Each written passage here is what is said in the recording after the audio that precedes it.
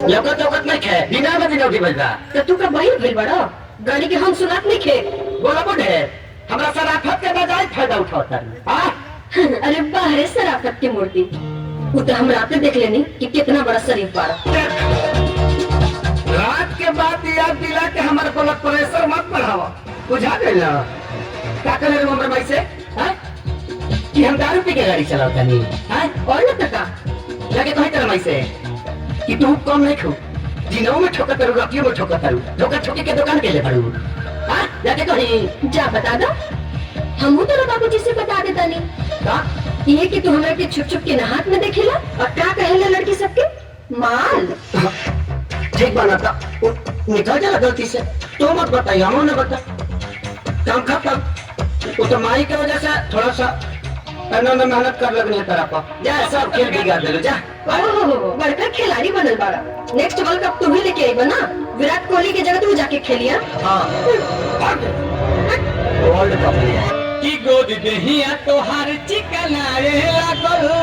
तू जवान हो गइलो देखते देखते देखी तोहरा के चंदा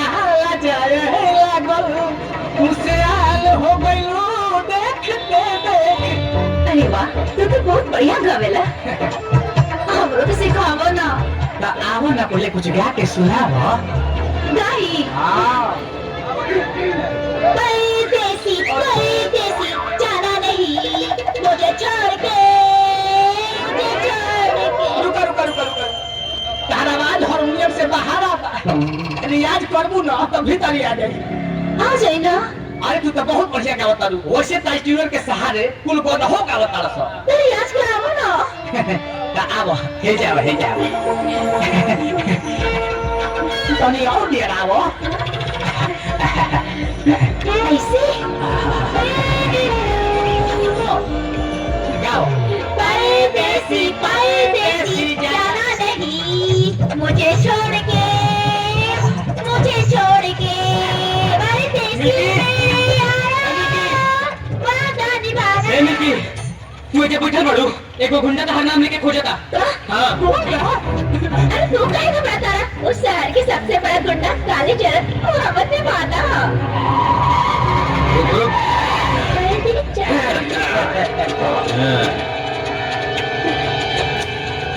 अरे क्या होता यहाँ पूछो ना भैया दीदी के गाना सिखाओ तो नहीं है कहाँ से क्या होता है गाना सिखाओ तो नहीं भैया तो नेमरो की सुना भैया मेरे राखी के बंधन को निभाना भैया मेरे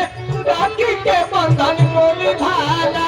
छूटा चाहे सारा जमाना भैया मेरे छोटी बहन को ना भुलाना भैया मेरे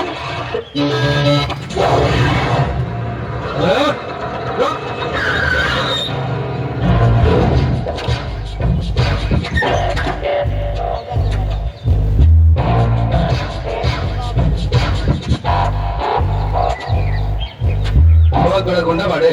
अरे जेना बात ऐसा नहीं कि कोनो भी बात करे के बाद चली होने कर जा नहीं तो कौन गुंडा करती अरे कहा देंगे कि चली होने बात कर ले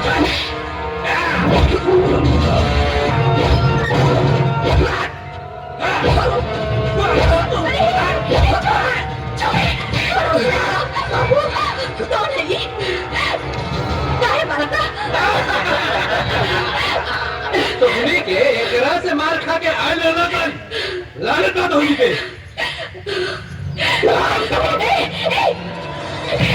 हम तो आगे हाथ जोड़ा था हम लेके जो कुछ भी कहले होगी हम माफी मांगता नहीं छोड़ दे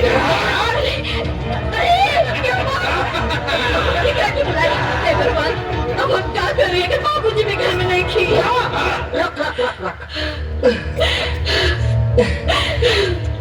रुक भाई क्या कर लिया बाबूजी घर में खा ना कमाल करता बताई बे जब नहीं खा बूट के जूता से मार के छाती फुला दे दो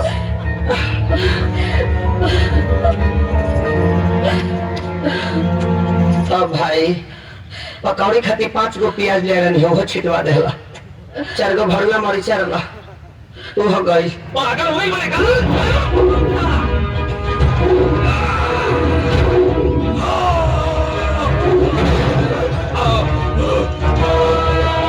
हमरा के मरली हमरा कोनो चिंता ना भाई, लेकिन जब हम माई से बात करत नहीं हत बीचारा में काहे सुतल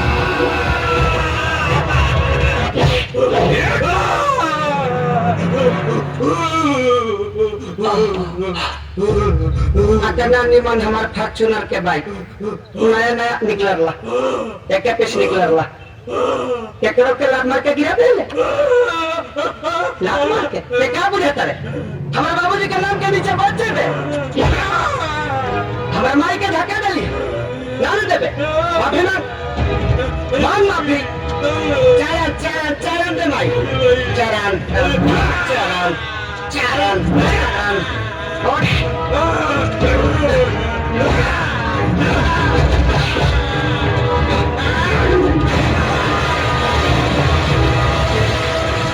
उठाओ से करके ले जा सन उठाओ ताना पे उठाओ बोलो राम नाम राम नाम हाँ ले जा सन राम नाम राम नाम हाँ कर पहले सिचुएशन के को गाना सुन ले क्या ब्यास की मैडम में करा के अरे ठोकले बारो पास अगर तो नहीं खेसो हो ये पर पास के अब ले जा सब बढ़िया डॉक्टर से दिखा दिया सा भाई लोग डायलॉग सुनो सुनो लगता हाँ ले जा चल भाग खाली भाग सत्य है ब्यास जोर के साथ चाहे नहीं ते पैसा चुरा ले बारे काले हाँ तू हट ऐसा पैसा क्या कर मेरे बाको जरूरी काम तो चोरी कर बैठे क्या करी मंगला परोते देती क्या ये तक कहती कि लफड़गिरी में उड़ा दे नौकरी के अलावा ते कहले का मैं आज तक पहले का भाई बताओ अब चोरी या गुंडागर्दी भी चालू कर दे आगे चल के डकैती भी कर दे तोर क्या पता था एक दिन अपना माई बाप ने खून भी कर दे अरे तोरा जैसा औलाद पैदा करके पछताता नहीं आज तक हमें कुछ जरूरत था चाहिए कमा लगे ना सोच हमें सब लौटा दे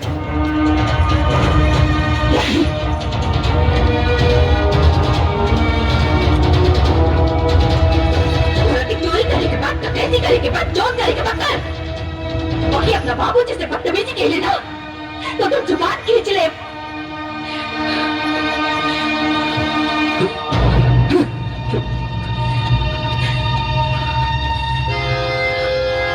कावला देवता के गढ़ल सवारल हऊ हमरे खातिर जमी पाऊ तहारल हऊ कहर अखिया बकैले दीवाना जाना बारू अनमोल जयपर मैं दीवान में घुसवा दी तो रखे घुसवायो मैं दीवान में अरे क्या ना असले भाई क्या ना मारा वाला जो खाना फेंक दे सुना करो सक्षम अच्छा रुको ना आगो आई बा प्यार में तहारा पिटाई बानी घर से मिलत नहीं की बाबूजी के डर से हो हर गिरी गई हम तो सभा का नजर से बस बस तू गिरा के मत गया ए भैया तहार मूड काहे खराब है यार बाबूजी से बात करने हो गया यार अच्छा सुनो चौकट भैया कहता है कि विजय भैया का एडमिशन खातिर तू पैसा चढ़ौले बड़ो तो चाची से बता काहे नहीं खोटे क्या बताइए यार भैया एगो बात कही तो जूता खाए वाला काम तो तू कोई बड़ा गुरु तनी कम बोल ये तस्वीर के तार तारा बुझा गए ना सुनगा मत हम सऊदी सुनगा मत बाबू अच्छा ठीक अरे ये मार माथा कान करता है फाट जाए बुझाता है झगड़े संग अच्छा रहो भक्ति के लगाई क्या चुप चुप कुछ मत करो दिमाग खराब होई बाबा बैक देखा पीछे अरे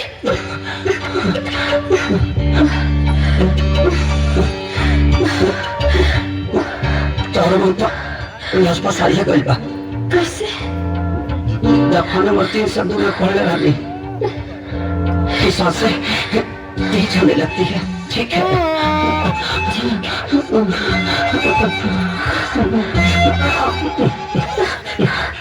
एक मिनट हेलो मैंने अब अभी डाटा तुरा चल रही बा अभी डाटा